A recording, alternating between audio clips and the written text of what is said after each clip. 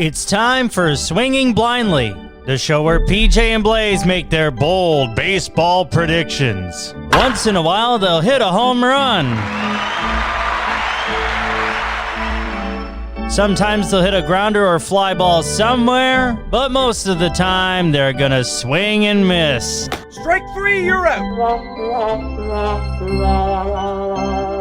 Here he is, stepping into the batter's box, the man with the plan, who roots for a team with a late legend named Stan. It's not unusual for him to lead off, PJ Geary.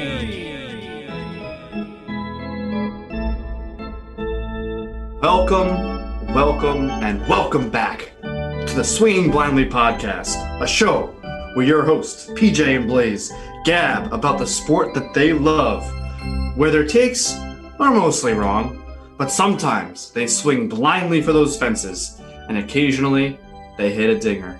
Welcome to the Swinging Blindly podcast with PJ and Blaze, and today we are very happy, grateful, and thankful to be joined by a now recurring guest, fellow Yankee fan with Blaze, my best friend, Brett Monroe. Brett, welcome back to the podcast. Thank you. I'm very happy, thankful, and grateful to be back. So I guess like the feeling, you like those? Yeah, I guess the feeling is mutual. Yeah, I liked them so much, I hung on to them. Wow. I hung on to them so I could return the feeling. Absolutely. Nice. And Brett, isn't it so much easier to find Yankee fans than Cardinal fans? Well, yeah. I mean, but the thing is Cardinal fans travel well. I think they're just a lot less. They're a lot less boastful about their fanship. Yeah, well, it's part of that whole Midwest sort of stereotype where you just sort of do your thing and you're quiet and you're humble and you just sort of do your thing. Yeah. Not like, I'm sure most Cardinal fans have tattoos on their arm of the Cardinal logo. Probably, right? I don't know. Well, St. Louis is most definitely a Cardinals town. I mean, they only compete with there's only the hockey team there. Right. And formerly the Battlehawks, was that XFL? Or yeah, I mean, then the Rams before they moved back to LA. And true. Greatest show on turf in '99. Yeah. There you go. But, it is what it is. I'm a lone wolf and I'm okay with it. But like you said, Brett, when I go to the Mets Cardinals, it's like maybe it won't be as much now with the Mets actually being pretty decent right now. It's usually about 50-50. You see a lot of red there. So. Oh, do you really? Wow. Oh, yeah. It was less at the Yankee game when me and Brett went. Yeah, I mean that's just how Yankee Stadium is, though. Yeah. I mean, you're always going to get at least like 80% Yankee fans. Yeah, for sure. Well, but that's the way it should be. Yeah, absolutely. Yeah, and here I am now outnumbered but it was my idea to bring him on. So because, ladies and gentlemen, we have a 67% Yankee attendance, so that's not too bad. There you go. So we have Brett on, obviously because he's just a fun to talk baseball with. Him and Blaze get to gang up on each other and me whenever they want. With their Yankee takes. But today we're going to get through the league, go around the league as we usually do. We'll look at all the standings, give our thoughts, surprises, anything we want to get into there. But then we have a special segment coming to us thanks to Blaze, where we are going to hear. So Blaze picked a Cardinal video for myself to react to, and I picked a Yankee video clip, audio clip to be for him to react to. So we're so in lieu of our Homer Minute, that will be our Homer Minute, and we'll see how it goes. I'm very excited. So we decided to bring Brett on to also react to the Yankee shenanigans we got going on and make it a Homer Minute and a half for the Yankees. There you go. There you go. It's perfect. I'm very excited. But let's get down to business, guys. Why don't we go around the league? We'll start in the, I have the NL up. And I was thinking about this division earlier because it's just a very, very interesting one. The NL East, guys. We have the New York Metropolitans sitting 28 and 23. So these numbers are going to be a little bit weird because if you guys remember, the Mets, their opening weekend had gotten COVID canceled, if you will. Yep. That's a good, yeah, there you go. They sit 28 and 23 first place, 3 games ahead of the Braves, sitting at 28 and 29, who have their own issues. Oh, wow, yeah, we could talk about some of the stuff going on in Atlanta. We could do an hour show on that. Yikes. Big yikes. We have the Phillies 28 and 30. We have the Marlins 25 and 33, and the Nationals sitting there only 6.5 games back, both the Marlins and Nationals, due to those games. Most, that's just math. 24 and 32. I said it's the most interesting. It's clearly not the most competitive with like good teams filled with good teams. And I mean, the Mets of Jacob deGrom is on it's amazing what that man's doing. And that seems like we say that every year, but I say most interesting because I still think all the problems the Braves have, I still see them, probably being a lot better than what they are now. I think the Phillies are also have their better baseball coming. What say you guys about the NL East? Well, the theme is injuries, isn't it? I mean, you look at how injury ravaged this entire division has been. I mean, you look at the Mets, they are piecing it together with duct tape and glue and, origami paper. I don't know how in the world they've done it. And you've had people that they never imagined calling up. Yet those people are, what is it, Mojica? Is that the guy's name? Who's kind of been that sort of unsung hero for them. Yeah. Yep. It's really, I think they, no doubt about it, get the adversity award. You have the Braves who are dealing with stuff completely beyond the baseball field. You have the Phillies, that's kind of the same old song with the pitching. You have the Marlins, they're about where they are. And the Washington Nationals sounds like they need a stimulus check. The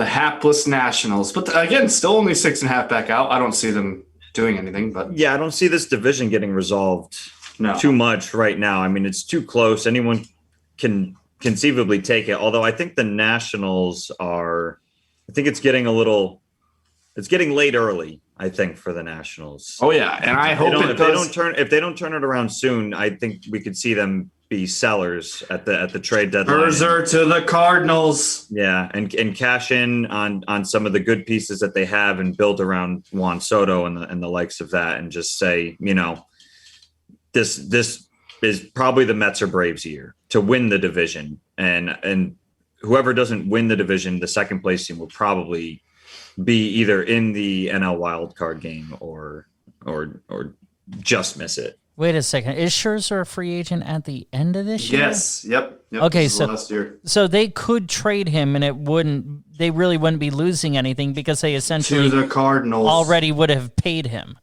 St. Louis native. Yeah, pretty much. So they'd probably just the other team would probably just take on the rest of his salary for the year, and that's it. I mean, at that point, that's a good rental for a playoff push, though. I mean, no doubt. Yeah, that's a fantastic piece. So I think Scherzer's really interesting to watch. I selfishly want him to go to the Yankees, but it's kind of getting late early for the Yankees too. I don't think we're going to get into the Yankees right now, but full no trade by the way that Scherzer has. So. Yeah. So I mean, but they're not going to try and a losing team's not going to try and make the trade for him anyway. This is going to be a championship contending team looking for a workhorse going into the playoffs. Could go back to the team he grew up rooting for, right, from St. Louis. I don't know, man. I will cry if that happens. But well, I mean, he's a St. Louis guy. I mean, why not finish your career either in the place that you grew up in or the organization that was so good to you throughout the entirety of your career. I mean, granted, Arizona, I mean, they could not have been more wrong. You could say they've been Diamondback rattlesnake bitten since. The Tigers, I forgot he was a Diamondback. Yeah, I did too. That was who he came up with. Yeah, that's crazy. I remember him as a Tiger. Yeah, I do too. That's where I remember his name rising to.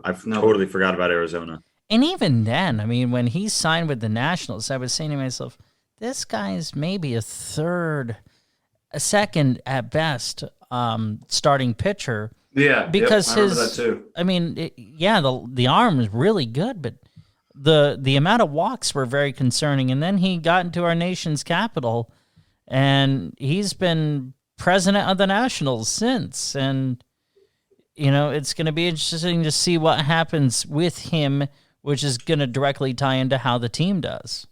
Yeah. No, yeah. Well, I think will be definitely something we'll be keeping a close eye on here at the Swing and Blend podcast. If it keeps up, one last note here on go ahead. I'd be remiss if I didn't make some comment about the Mets.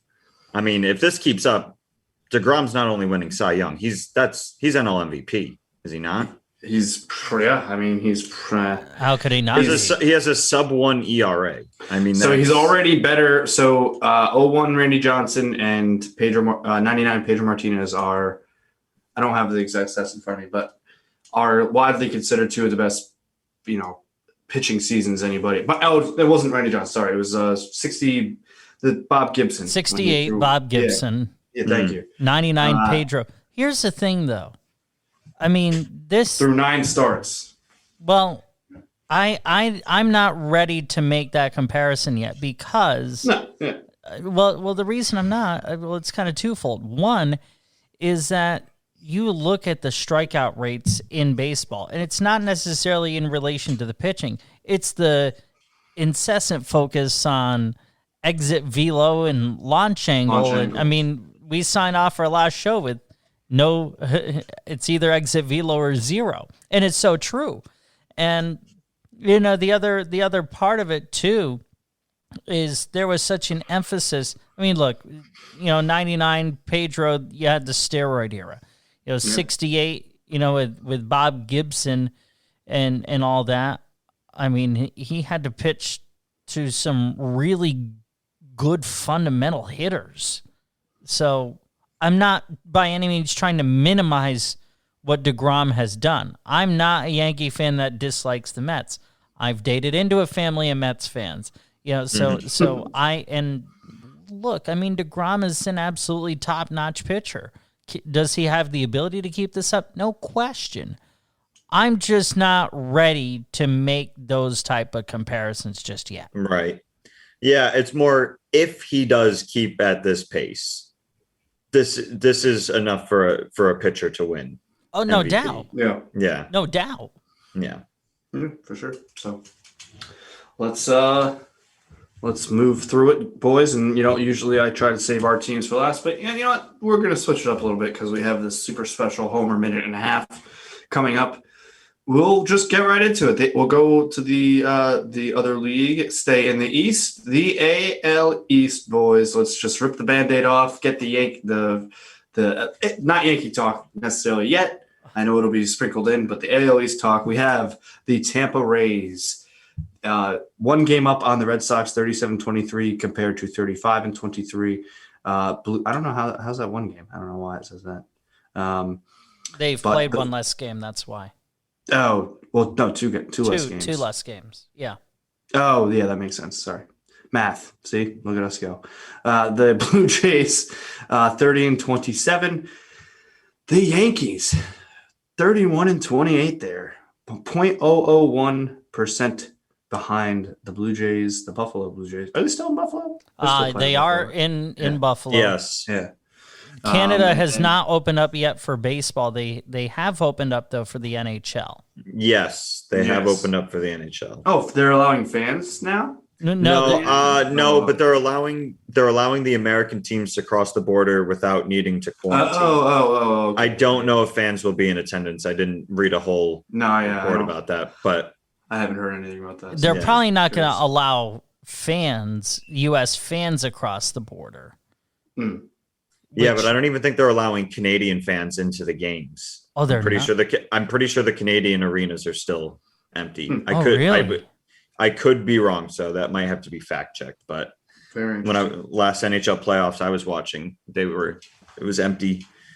Winnipeg versus Montreal. What a series that! I mean, we could talk about it off air, but what a series that was! Yeah, incredible. Hey, we're gabbing. And then the Baltimore Orioles, 21-38, 10 games, a full 10 games behind the Yankees. I don't know, guys. Where do we want to start here? I mean, I think it's still a surprise, at least to me. I clearly they have a good team that looks like it should stay around in the Red Sox. We got the young Blue Jays. We have the Rays, who always seem to be, at least the last couple of years are right there. We knew what we were going to get with the Orioles. So how did this happen? How did we get here on June, when we're recording this, early June? Yeah. How the Yankees are in fourth place, guys. I mean, without saying too much, since we still have a little bit to talk about when it comes to the homer minute and a half. Just a quick. I was actually synopsis from you guys. Yeah, well, I mean, I was actually thinking that the clip that you sent, PJ, would be good right here of Michael K. Yeah, this is from the Michael K. show. Yeah, let's do it. Early in the week. Cool. After the Yankees got done playing the Detroit Tigers, and I said on the air that the entire weekend was a total embarrassment. The Yankees should be embarrassed by the way they're playing. And there's no way to spin it any other way. The Tigers are a really bad team. And to go into Detroit and get swept is an embarrassment. Not a peep.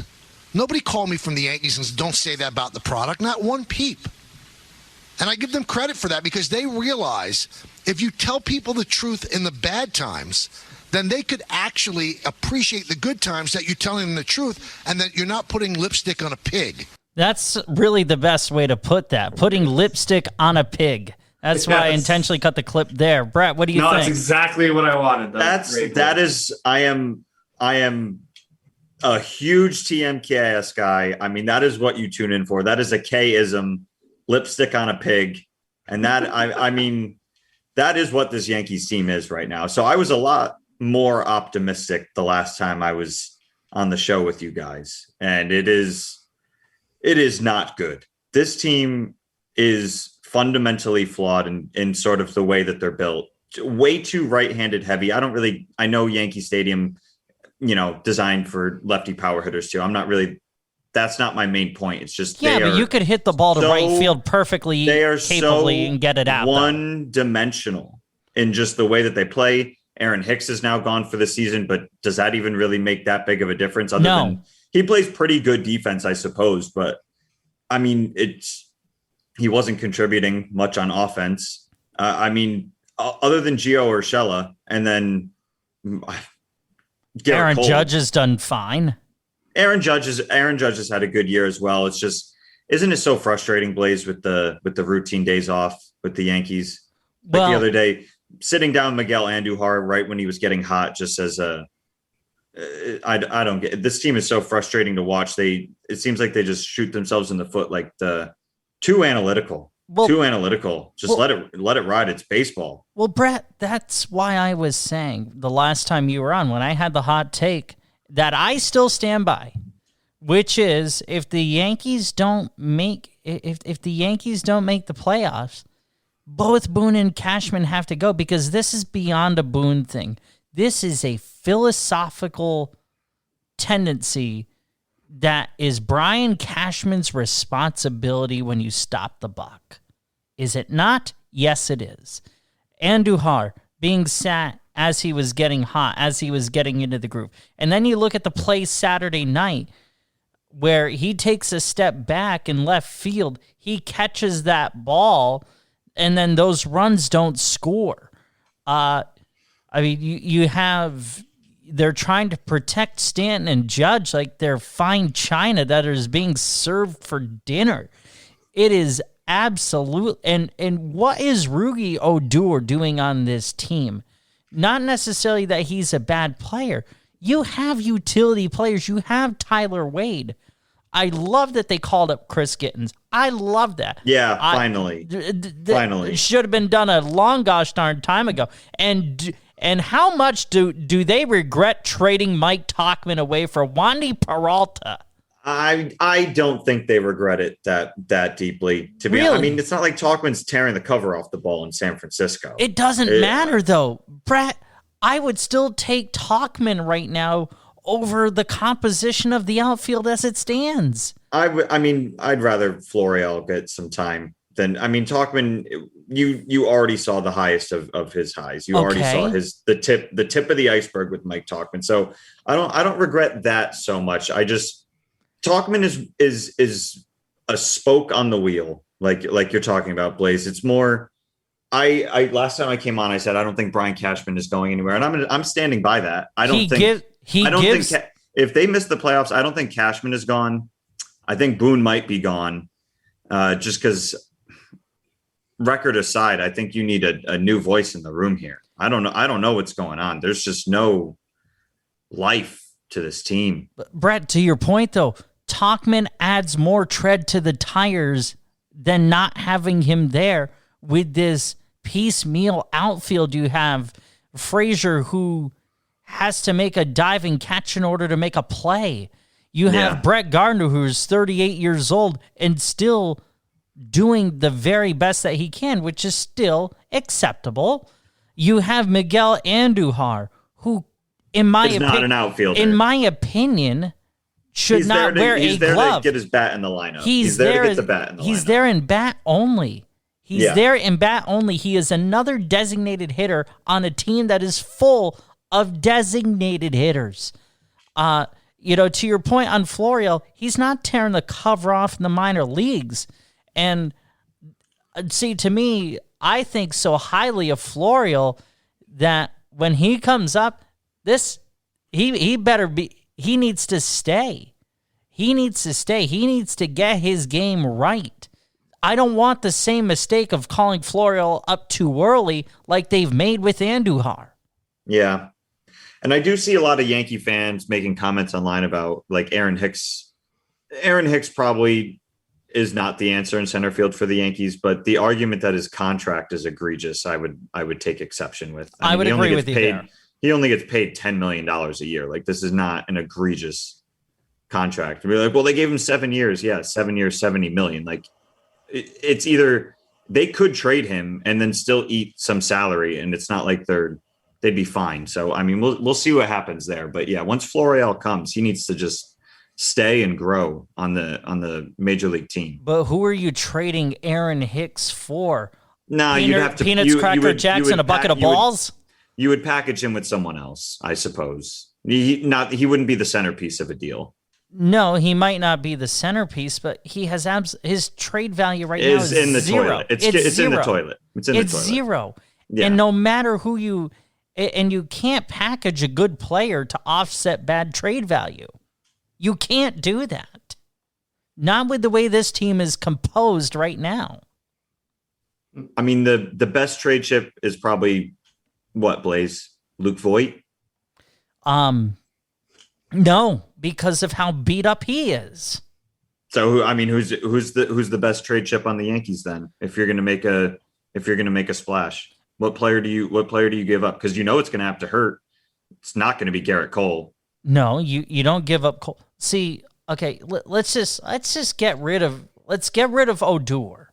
Okay, no one is trading for Odor.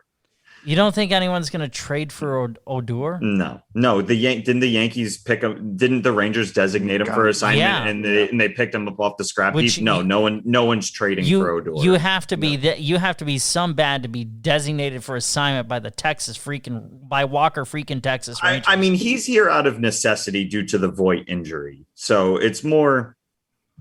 And they tried to give Jay Bruce a chance, and that didn't work in spring training. So that was a bad signing to begin with. I mean, you know what they were on? They were honestly better off keeping Derek Dietrich. Yeah, they probably were. But if they were going to make a trade at this point, I mean, you'd have to give up Aaron Judge. No. I mean, who are you giving up? Because if you're questioning signing Judge to a long-term contract when he's going to be 30 years old, maybe you trade him now and get some value.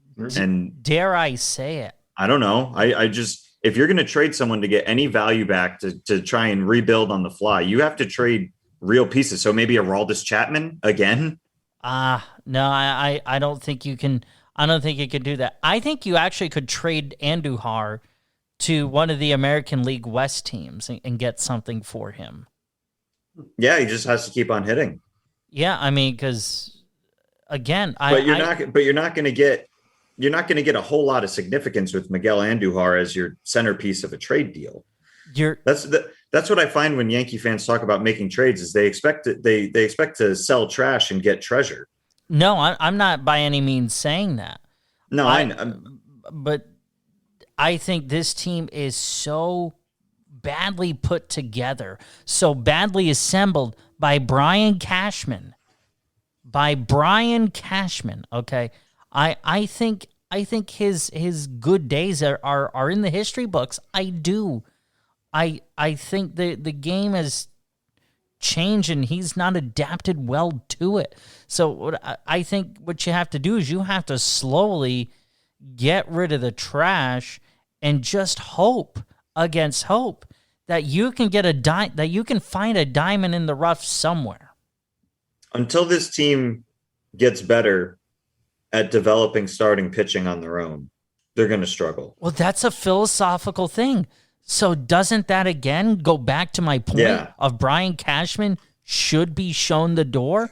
Because I would always agree that the Achilles heel of Brian Cashman has been developing reliable starting pitching. Outside of, if you remove Severino to an extent, I mean, he really only had one good year, and remove Domingo Germán, who's been pretty good.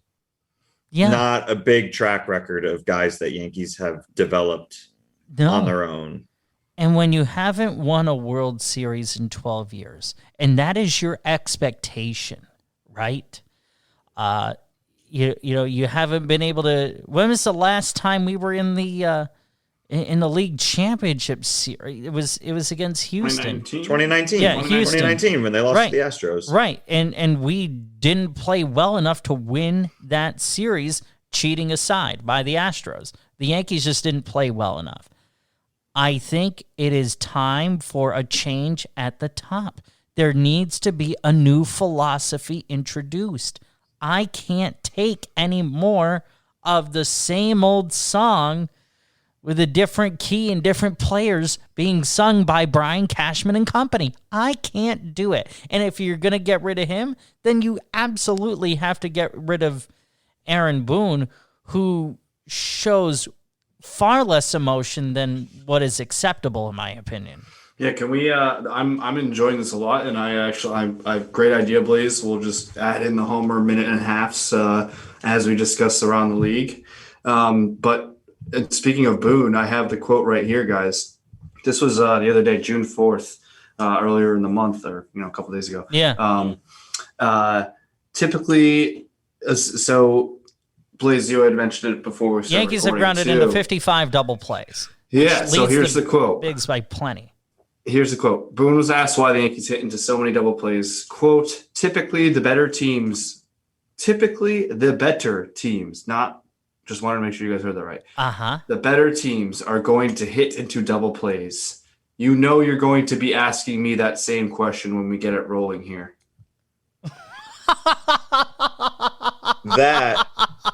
That is lipstick on a pig. Yeah. I don't know. I mean, I guess. What is that? It's because he's implying that they're still going to be grounding in double plays when they're doing good. Brett, add the makeup too for that quote. Yeah. Just about fake lashes. I'm bringing a pig to the prom. That is just bringing a pig to the ball. Oh my goodness. Well, that is just a disastrous quote from Aaron Boone. And to be clear, what you mean by that is the animal itself with the four legs. Yes. I could see people, misconstruing that. So just to clarify what you meant. No, there. I'm talking about the actual right animal. No, yes, I know the one the one that rolls in mud to cool off. Right. That yes. Right, the one that has four hooves and can't fly, right, and a snout, right? Exactly. Yeah. Right. Just because Yeah, we, I do. We, yeah, we know the that's people. Fine. We know I don't the mind. people. I don't mind clarifying. Yeah, that's fine. Yeah. Well, no. I mean, sometimes we have to. It's just. What I mean, see, that's why he's got to go. That's why there needs to be a new voice in the room. I agree that there needs to be a new voice, but I think there just needs to be a whole new philosophy, and you're going to have to change the players too. Okay. I don't see them making the playoffs. Not right now. Nice. There's too many. I mean, they're fourth in the AL East. It doesn't seem like it's getting much better. I mean, how much longer are you going to fall behind the Rays and the Red Sox for? Maybe you compete for the wild card. I mean, that seems like your best hope right now. Yeah. It really, I mean, just the state of the Yankees is just, it's not a New York state of mind. That's for gosh darn sure. And when you're saying a change in philosophy, Brett, I don't see how that happens unless there's a different general manager in here. I don't see how that happens. Right now, the Yankees sit 8th in the American League, 2 games behind the Astros for the second wild card. Ugh. So, I mean, it's the beginning of June. If you don't turn it around in June at some point, or begin to turn it around, July, August, September, you might just be past. You might have dug too deep of a hole. So they gotta start winning. They gotta start winning some series here, especially against teams like the Tigers. The dog days of summer will consist of dragging your butt on the carpet. Mm-hmm. There you go. And I mean, that was, guys. Seriously, I loved listening to that whole Yankee stuff. I think people are really going to enjoy that. So we'll move on. You know what? Let's just get right into. We'll go back to the NL. We'll go right to the Central. Or I know Blaze is we talk real quick about the Central as a whole, and then I'll react to my clip. We have the Brewers 33-26, the Cubs 32-26, half game out. The Cardinals, who just 2 weeks ago or something like that, were in first by 3 games and are now 31-28, 2 games back, lost a heartbreaker today. The Reds 27-29, and the hapless Pirates 23-35. I mean, the fact that the Pirates are less than 15 games under 500 is kind of impressive to me. Yeah, PJ, I'll give you that. PJ, I have a question for you. What? It's the loss of Flaherty, right? Well, no, I don't know. He went out. He hasn't been gone. I think he's only missed 1 start so far. It's the walks, man. It's They lead the league in walks and hit batsmen, especially the bullpen, which was so good in the early goings of the season, and now it's just hard to. It's getting very, very difficult. Well, I mean, here's what Mike Shilt had to say. This is from the other day after a 5-2 loss. Was it a tough pill to swallow? I don't think there's any question. We try to navigate the balance of rest and competition and communicating with the guys, and we've got a healthy communication system. And but nonetheless, you're talking about, it's just fact, not excuse. You're talking about, a lot of baseball, and a lot of interesting time zones and hours and game times, but winners find solutions, and that's what we'll continue to do. And I thought my manager was clueless. Oh man, the only thing I liked was the end with the winners find solutions. But yeah, he's just going around in circles there. I don't know. I'm a big Shilt guy. I think he's a player's coach. I'm not after his head right now. It's just when you give enough free passes away, like they're doing, it's just like the double plays. When you're giving up 2 outs, 55 times, that's how many outs, 100 plus outs, 110 plus outs, or no, it's exactly 110 outs. And if you're giving, I believe the Cardinals have walked just under 200 guys so far. It's June. Well, I mean, Oprah gave out cars. Cardinal pitchers are giving out walks like she did cars. It's really incredible. Right.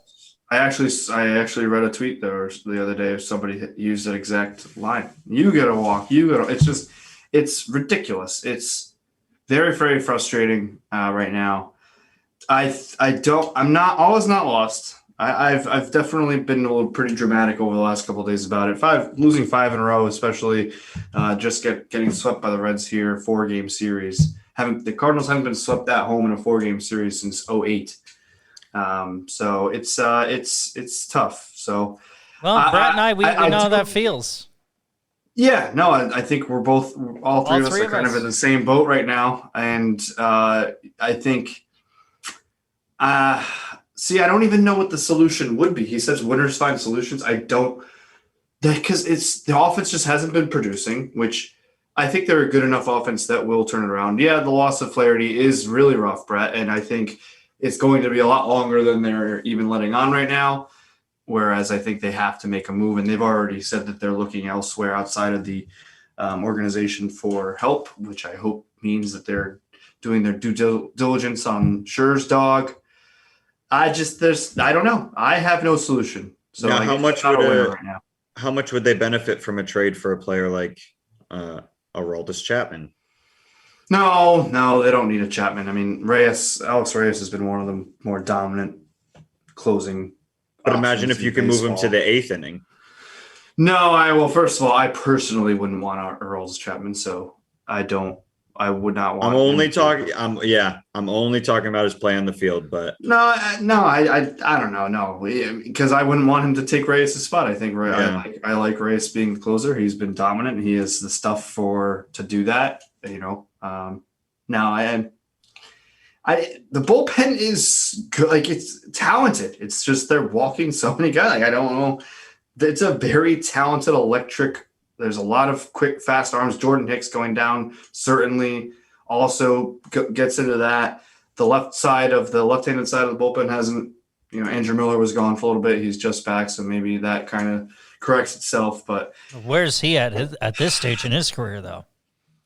Been good for the last couple of years. I'm still here on board for Andrew Miller. He's getting hurt a little bit more, getting up there, but I'm here for Miller on the so far, and then they don't really have any other options. So I guess a lefty, yeah. Obviously Chapman is a lefty, but it was just an example of a bullpen, because it sounds like to me, not. I don't get to watch a ton of Cardinals baseball. It sounds like the bullpen is comprised of a lot of throwers, not a lot of pitchers. Yeah. I don't know.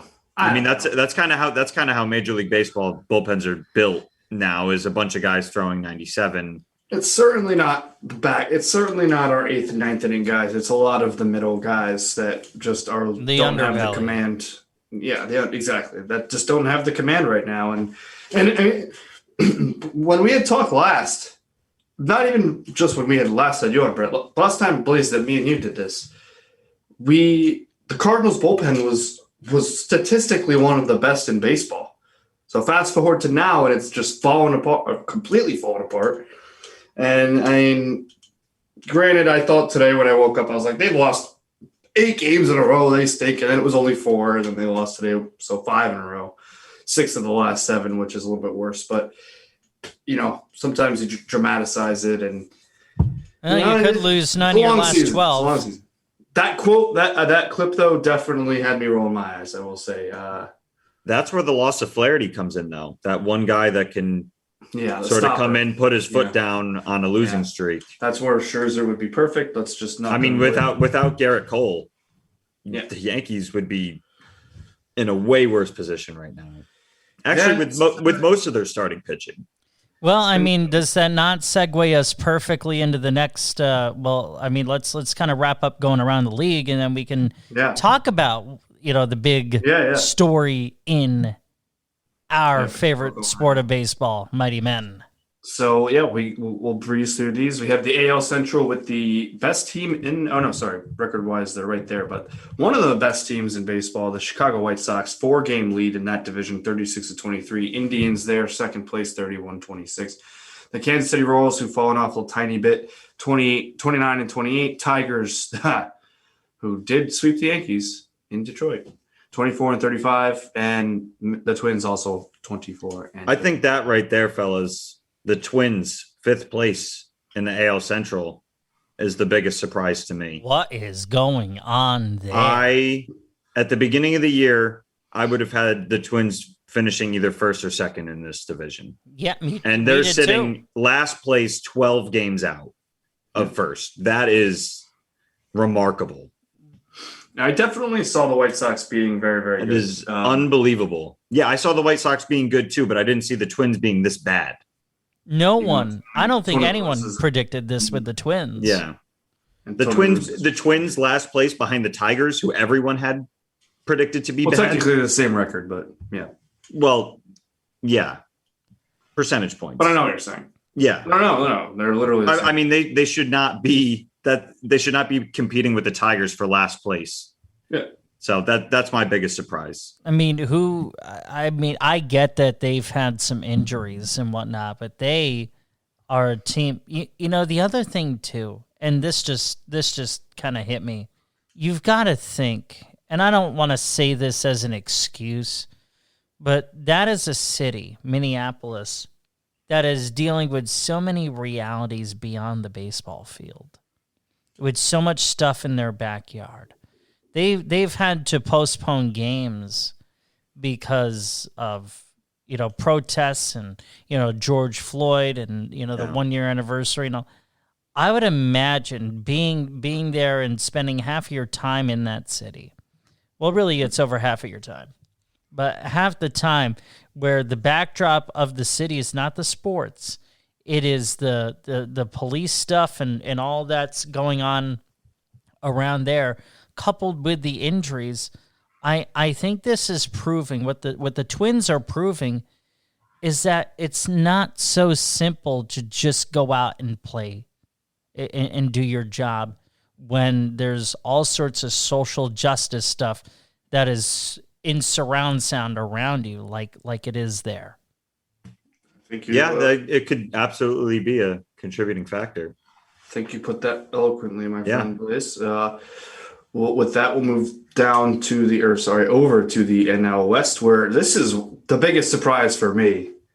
The first place by 2 games. My beloved San Francisco Giants, how about that? Who would have thought that? 37-21. The San Fran Giants, Mad Dog Russo's Giants.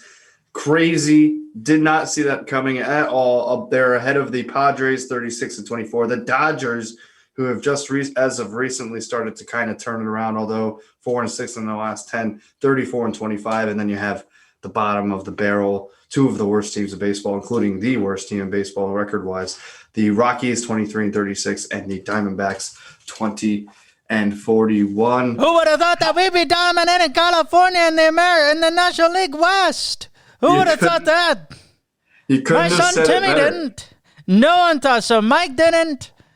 Evan Roberts didn't. Boomer didn't. Nickeldonian didn't think so. Nobody. But I did. PJ and Blaze certainly didn't think so either. Well, no, just proves how wrong you guys are all the time. No wonder why you're swinging blindly. Oh, I thought we were going to get the there. That would be perfect. You know what? No. Not today. I'm in a good mood. I'm in a good mood because my team, my beloved San Francisco Giants, are dominating the National League West. Well, look, so I don't think – I don't know.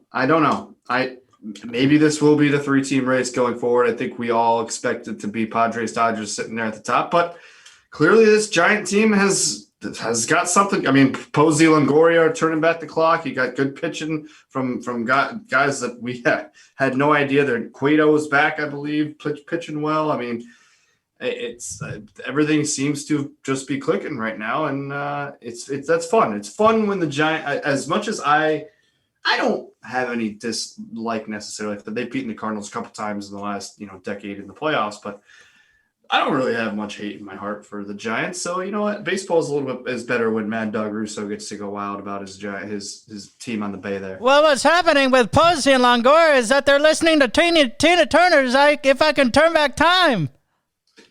I dare anyone to try and predict baseball, Susan. Oh my God! Of course, I know that it's Cher, and I was intentionally trying to do a Mad Doggism where you screw something up royally like that. And I realize that I don't have the best Mad Dog impersonation. I wish my impersonations could be half as good as Greg Giannotti on FAN. I mean, that dude's impersonations are unbelievable. Anyhow. We enjoyed it, please. That's all it was. So do we have the AL West, and that's it for round? Oh, yes. Yeah. Right? Yeah. Let's hit one the AL more West, division. The forgotten division sometimes. Who cares? I was going to say, very much like a very sneaky, just kind of chilling there division. We have the A's 35-25. We have the Astros 33-26, game and a half out. Mariners 29-31. The Angels 27-31. Clearly missing Mike Trout, even though they have arguably the most electric player in all of baseball there in Shohei, and the Texas Rangers 23-37. What are our thoughts on the ALS, boys, as we wrap up our around the league, and would also happen to be our homer minute and a half? Anyone but the Astros. That's my thought.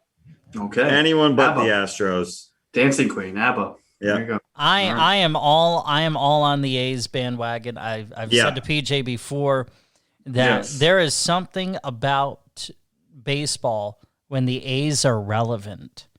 There's a magical thing about the game of baseball when the A's are relevant. I think it's because of the history and the mystique that they've had, despite playing in the the second worst ballpark. Nothing is worse than that god-awful show in Tampa Bay. Where you've got Right Said Fred up there doing the catwalk and the ball's going to hit me, but it's going to go foul. It's just oh God, that place is awful. But yeah, the Trop is garbage. I can't even call it the Trop because I like Tropicana juice too much. Anyhow, give me that OJ. No, I'm truthfully more of a Price Chopper guy. Anyhow,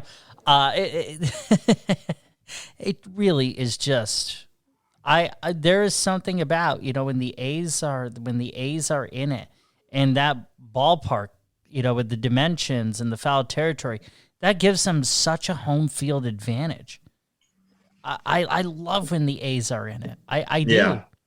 Same. Yeah. No, I mean, you think about when the A's had 01, 02. It's similar like with football too. I know that they're not there anymore, but when the Oakland Raiders, formerly Oakland Raiders were good, it always felt like football was better.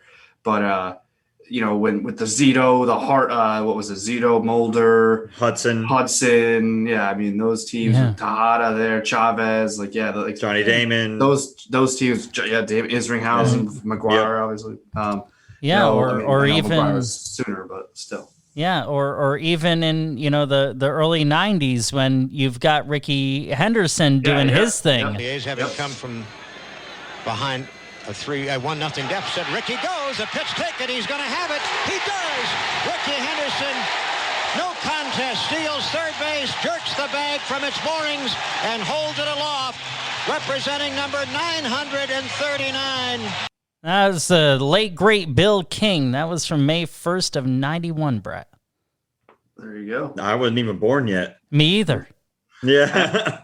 I actually had this thought the other day, and we'll move on in a second to our final talking point of the episode. Imagine if there was a guy right now who was stealing consistently 90 to 100 bases a year. That would be so electric. That would be so awesome. I wish that was a thing still. Yeah, well, I mean, Lou Brock and, Vince Coleman and all those guys. Most exciting play in baseball. It's arguably one of the most exciting plays in baseball. Well, I mean, the most exciting play in baseball so far. Did either of you see I don't even want to talk about the Javi Baez thing. No, I'm not even going to go there. No. Okay, good. There was Kansas City and the Twins. They played, and one of the Royals batters popped up a bunt to first, and the Twins were able to turn a triple play. Oh, wow. No, I did not see that one.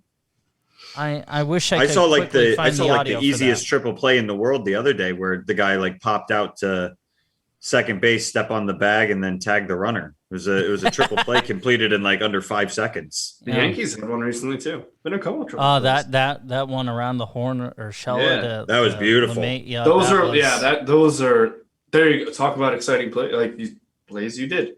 Triple play, one of the more exciting plays in baseball for sure. I think it's the second, to me, inside the park is the most exciting because it is Inside the so park home rare. run. That's a Yep. good one. Yeah. But speaking of home runs, boys, MLB's coming after the pitchers.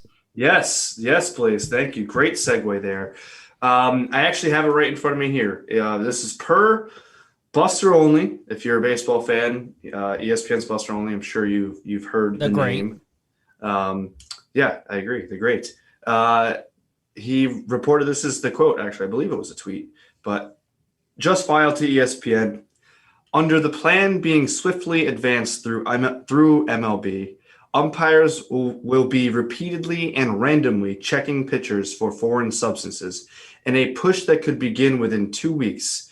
Estimates are there could be 8 to 10 checks per game as pitchers depart games, which will obviously, one of the main issues other than just in general, what it could do to the hit by. See, it's obviously going to lengthen the game if they're doing these random checks. So I'll just give my quick, off the. I don't think it's thoughts. going to, because they're going to do them. What it sounds like to me is, when a ball is in the dirt and it's blocked, because you have to throw out the ball and you have to throw out another ball anyhow because of COVID protocols. As well as in between innings. So you could quickly do that check. I don't think it's going to actually lengthen the game that much.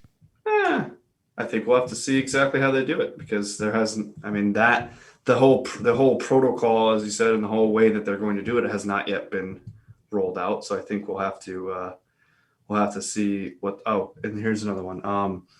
The hope in baseball is that the gentleman's agreement culture around foreign substances will disappear once umpires start checking pitchers and position players, and that opposing teams will aggressively police each other using video. So my other thought here is, and it's usually talked about when guys get, looked at for this, or there was an incident a little bit ago in a Cardinal game where a guy came in from the bullpen and was immediately asked to switch hats. And like what people don't realize is that these guys generally will use the same hat the entire year. Superstition wise, they have, it's scuffed up with whatever they put on their sunscreen, what rosin, whatever it is. And Shilt got immediately ejected for arguing it, which I rightfully so. But the thing about it is, and you hear anytime it comes up on a broadcast, for the most part, hitters prefer pitchers to have better grip on the ball, because they're throwing this thing 95 plus, and as we've seen it with the Cardinals, I mean, clearly they're not scuffing it up, because they're hitting guys left and right. You get a walk, oh pro, it's I don't really know how to feel. I think, Blaze, you bring up a good point. I think it will depend how it's done, but definitely some pretty substantial news, I'd say. Yeah, it really, Brett, what do you think? I think it is pretty significant. I don't know how these checks will be done. Could all be done very quickly within the same commercial break that they already usually put in between bullpen changes. So it might not affect it really in that way. I don't know. I don't even know how widespread the issue really is. And you do hear that guys would rather the pitchers use something rather than get hit with a 95 mile per hour fastball, because no matter where you get hit with that, it's going to hurt. Yeah. Well, so it's like, I don't know. There's just so many little things. Is it going to change the game? Are they doing any of this? Is it going to even significantly impact the game, or is there just going to be more walks when the game is already walks, strikeouts, and home runs? So is it just going to be more walks now and less home runs? Well, that is the big question. And what was it? They announced this whole thing just before Garrett Cole took the mound Thursday against the Tampa Bay Rays. And during that game, which we all have to admit was not one of his better outings, his spin rate was less than any start since 2018. So, you wonder if there's a correlation there somewhere. Oh yeah, yes, for sure. That's why guys like because Shilt actually after that game I was talking about, he actually went on a pretty good, and I respected him for it. You could call it a rant on how if they're going to police that, like you got to look at some of what he didn't use names, but he's talking like these elite pitchers with like this no hit stuff. Like you got to check these elite guys because a lot of these, like especially like the I don't want to keep using the word, but for lack of a better term right now, elite pitchers, they do it more creatively. Like they'll have stuff in there. Like you got to watch them fidgeting in their glove. A lot of the times they'll have stuff in their glove that won't be seen on their person. And that's a great thing to keep an eye on, Blaze, would be the spin rate for some of these guys who are just throwing nasty wiffle ball like stuff all the time. I think we also need a published list, an official published list of Major League Baseball as to what all of these gentlemen's agreements are. All of these unwritten rules need to be written. And not getting by really Tony La Russa. Yeah, it is getting really old. If all of these unwritten rules are so important and vital, then why are they not written? I mean, come on here. It's like the Pirates Code, the keeper of the code. I agree. I guess that's Tony La Russa, right? Yeah, he is the keeper of the code. Yeah, him and his Jack Daniels, Pirate Jack. I was going to say he wouldn't even be able to read the code. So well, who knows? And anyhow, speaking of reading things and codes, the code of the clock is saying that guys, we are flat out of time. The hour has flown by. Brett, as always, good to be on doing podcasts with you, and thanks so much for coming on and joining us today. Thank you guys for having me again. I hope I get to come back on again in another month or so. Maybe like once a month. Yeah, come in, little check-in go around the league with you. Check in on the Yankees. Yeah. Because that Yankee talk, I say, I know we're on it, but loved it. I loved all of it. Yeah, it was good chopping it up with you, Blaze. A little less contentious this time. Well, because it was all out of love last time anyway, so it doesn't matter. Yeah, it's fun to be back. Well, part of it is you're starting to come around to my thinking on Cashman, which I appreciate, and we appreciate you listening to the Swinging Blindly podcast via the Pacifica Radio Network or wherever you get your podcasts. Hit us up on social media. Let us know what you think. Facebook.com/Swinging Blindly podcast and on Twitter @Swinging Blindly. And if we miss, do we care? Never. For Brett Monroe, PJ Geary, I'm Blaze Bryant, in the bullpen for another 2 weeks.